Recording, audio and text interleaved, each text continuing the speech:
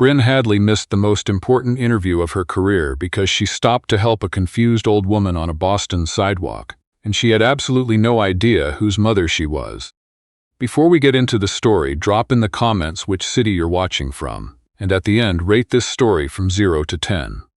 The T. Boston's beloved, ancient, deeply unreliable subway closed its doors at 8:41 in the morning with Brynn Hadley standing 3 steps away on the platform. She watched the Green Line car slide out of the station like it had somewhere important to be, which it did, and so did she, which was the whole problem. "No," she said to no one in particular. "No, no, no." A man in a Patriots jacket beside her shrugged. "Next one's in 15. 15 minutes. The interview was at 9. She had 22 blocks and approximately 0 athletic ability standing between her and the rest of her life. Brynn worked out the math the way people do when they already know the answer but refuse to accept it. 22 blocks, 15 minutes. Subtract the time she'd already burned standing here doing the math. She was not a runner. She was a pastry chef who spent most of her day on her feet. Yes, but in a kitchen, not in heels, and definitely not covering 22 Boston blocks in what was now 14.5 minutes. She started walking anyway. Fast walking, which in her case involved a lot of arm movement and a facial expression her daughter, Sophie, had once described as moms trying to win an argument with the sidewalk. 2 blocks in, her tote bag, the one she'd packed so carefully the night before with her portfolio, 3 printed copies of her resume, and a small container of salted caramel macarons she'd made as a calling card, decided to give up the will to live. The magnetic clasp popped. The bag swung open like a mouth mid-yawn. The resumes went first, catching the February wind like they'd been waiting for this opportunity their whole lives. "Oh, come on," Brynn said, throwing herself at the nearest page. A man in a wool coat stepped directly onto it. She grabbed it back, leaving a clean boot print across her name. "That's my name. My name is on that." The man did not apologize. The man did not even look back. Boston. She gathered what she could. 8 of the 12 pages. The other 4 were the city's problem now. Brynn smoothed the survivors against her coat and shoved them back into the bag, holding the flap shut with one hand for the rest of the walk. Her phone said 8:52. The macaron container had survived. Small miracle. She offered a silent thank you to whoever was in charge of such things and kept moving. 8 blocks. Then 6. The interview was at the Aldgate Hotel, one of those tall glass buildings on Atlantic Avenue that looked like money had decided to become architecture. She could see it now, a silver tower catching the winter sun, looking entirely unbothered by her existence. She was going to make it, possibly, barely, if nothing else went wrong in the next. That's when she saw the woman. She was standing at the corner of Congress and Milk, which was not a particularly complicated intersection, but she was standing in the middle of the crosswalk after the light had changed, looking at her hands like they owed her an explanation. Small, white-haired, maybe 80 years old, wearing a plaid wool coat that probably cost more than Brynn's rent. Her purse was clutched to her chest. Her face was the face of someone who had, all at once, forgotten every single thing they knew about where they were and why. People walked around her. A messenger on a bike swerved at the last second. Nobody stopped. Brynn looked at her watch. She looked at the Aldgate Hotel, shining silver at the end of the block. She looked at the woman. Her feet moved before her brain could argue. "Hey." Brynn stepped into the crosswalk and put herself between the woman and a cab that had started creeping forward. "Hey, it's okay. Let me help you." The woman looked up. Her eyes were a clear, pale gray, and they were frightened in that specific way that older people get frightened, quietly, without drama, as if the fear were something shameful to hide. "I was trying to find a hotel," the woman said. Her voice was soft, southern, entirely out of place in downtown Boston in February. "My son's hotel. I've been here before, but today it all looks different." "Which hotel?" Brynn asked, guiding her gently to the sidewalk while the light cycled through colors around them. "The Aldgate," the woman said. "My son runs it. I know that sounds like bragging. It isn't meant to." Of course it was the Aldgate." "I know exactly where it is," Brynn said, and did not add the part about the interview, the job, the bank account balance she had been trying not to memorize. "What's your name?" "Evelyn," the woman said. "Evelyn Merritt." Brynn held out her hand. "Brynn Hadley, I'll walk with you." Evelyn's hand was small and cold, and she held on like she meant it. They walked the last 6 blocks together.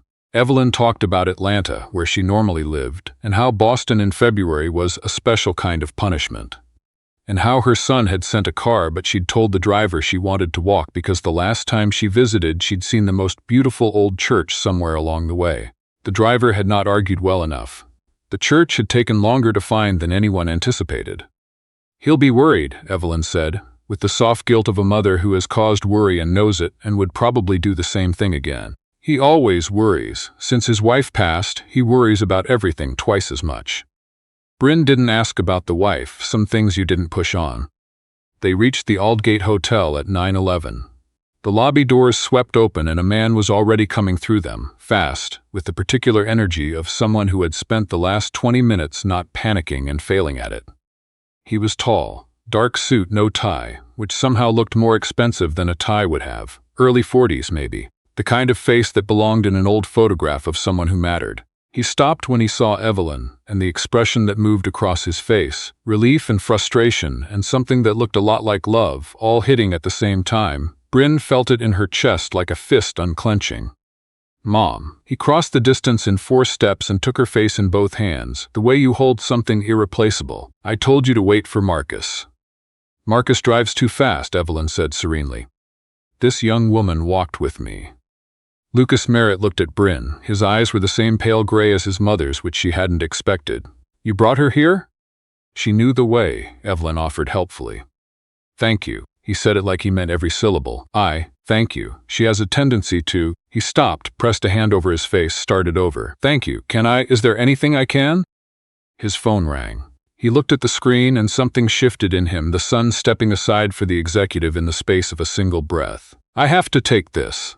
"Mom, lobby chair, don't move." He pointed to a chair with the authority of a man who understood that Evelyn would do whatever she pleased but appreciated the gesture. "1 minute," he said to Brynn and walked away to answer.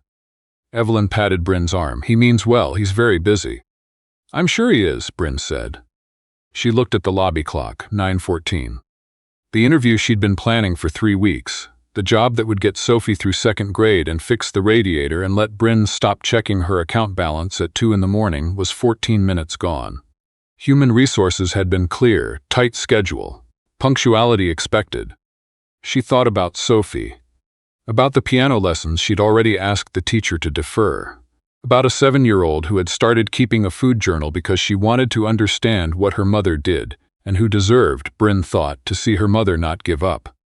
She straightened her coat, confirmed the macaron container was still intact. It was, which she chose to take as a sign, and walked to the front desk. The receptionist had the practiced warmth of someone trained never to look surprised. "Good morning. Can I help you?"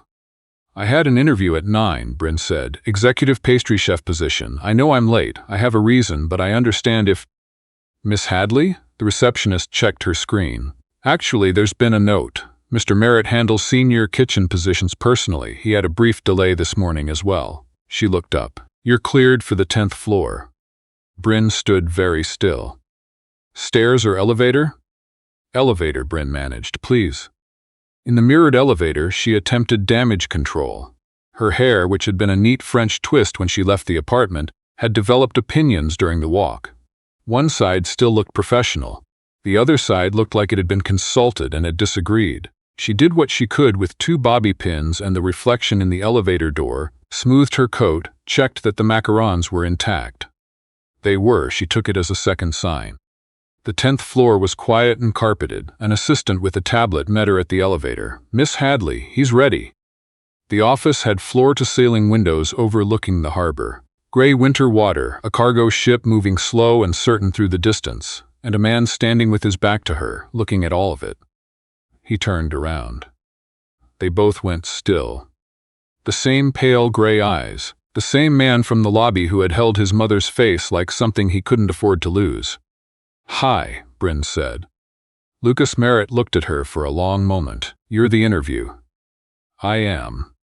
"You're the one who walked my mother 6 blocks. She walked herself, mostly. I just kept her company." Something happened at the corner of his mouth, not quite a smile yet, but working toward one. "Please," he said, "sit down." She sat. He sat. The harbor continued existing outside the windows, indifferent to everything happening in this room. "Miss Hadley," he said, looking at her file. 7 years in professional kitchens. 4 years as executive pastry chef at the Marlowe in Chicago before it closed. 3 years freelance. One James Beard nomination. He looked up, and you walked in 14 minutes late. I walked in with your mother, she said. She was standing in the middle of an intersection. I couldn't leave her there. No, he said quietly. You couldn't. He set the file down. Did she try to take you to the Old South Meeting House on the way? Brynn paused. She mentioned a church. She's been twice. She wants to go back every single time she visits. He shook his head, and there it was. The full smile, brief and a little rueful and entirely genuine. Last time she got my driver so turned around that he ended up in Charlestown. She seems like someone who knows what she wants. She is. She says it's a personality defect. I think it's hereditary. He uncapped a pen. Tell me why you want this position. Brynn told him the truth. The Marlowe closing with 3 weeks' notice. The freelance circuit, which sounded romantic and was mostly 17-hour days catering tech conferences, where no one cared what the dessert tasted like as long as it photographed well. Her daughter Sophie, who was 7 and had decided that croissants were the most important food group, and who Brynn was determined to impress, someday with something other than 2 a.m. takeout pizza eaten over the sink. 7, he said. 7, she keeps a food journal. She has opinions about lamination. My daughter's 9, he said. She decided last month she wants to be a marine biologist and a competitive figure skater at the same time. He paused. I haven't told her those schedules might conflict. Good call, Brynn said.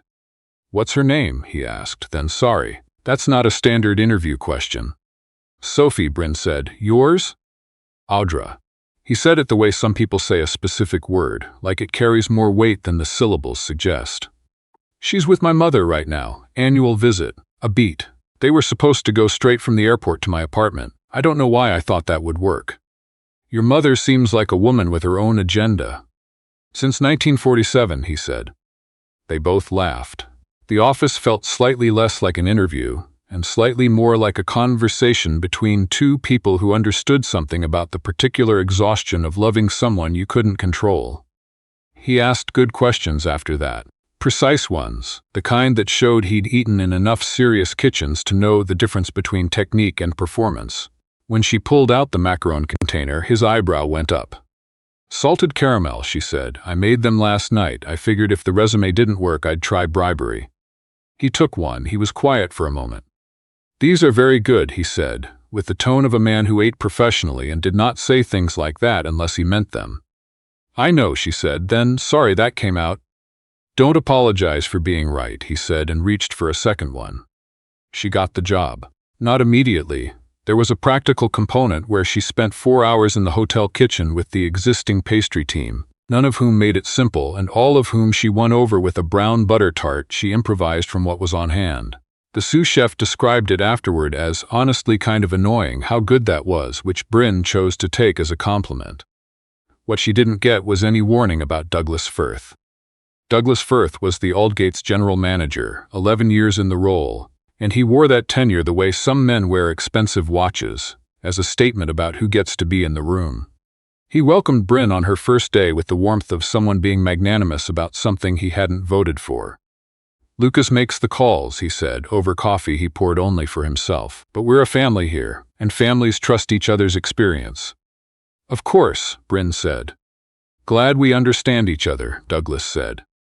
The trouble started 3 weeks in. Brynn had submitted the spring tasting menu through the standard channel, which meant it went through Douglas's office before it reached Lucas. What came back to Lucas was a different document. Her name at the top, but the ambition quietly removed, replaced with something safer, more predictable, the kind of pastry program that offended nobody and delighted nobody, and would be forgotten entirely by May. Brynn noticed the changes when Lucas mentioned, carefully, that the spring direction felt a little conservative. That's not what I submitted, she said. A very specific silence. She printed the original. She brought both versions upstairs. Lucas compared them for a long moment, and the expression on his face moved through several rooms before settling somewhere that looked like controlled anger. Who reviewed this before it came to me? Douglas's office, she said. He looked at her. Give me a day. What happened in that day, Brynn only learned parts of later. Douglas, it turned out, had a long practice of filtering what reached Lucas, Not dramatically, never obviously, just a small adjustment here, a paragraph removed there. I've reviewed this and recommend a more measured approach added to anything he thought overreached. He'd been doing it for years. The spring menu was the first time it left enough fingerprints to follow. Lucas called a staff meeting. He did not raise his voice. He explained, in the measured tone of a man who understood that controlled speech costs less than its alternative, that the Aldgate was changing how creative decisions were made and by whom, and that the structure going forward would be different. Douglas left the meeting without speaking. He stopped by Brynn's kitchen on his way out. "You should know," he said, "that Lucas has a pattern. He gets excited about new people, and then things change. I've watched it happen." "Thank you for the warning," Brynn said, without looking up from the dacquois she was assembling. "I'm serious." "I know." She looked up then. "I'm still not worried."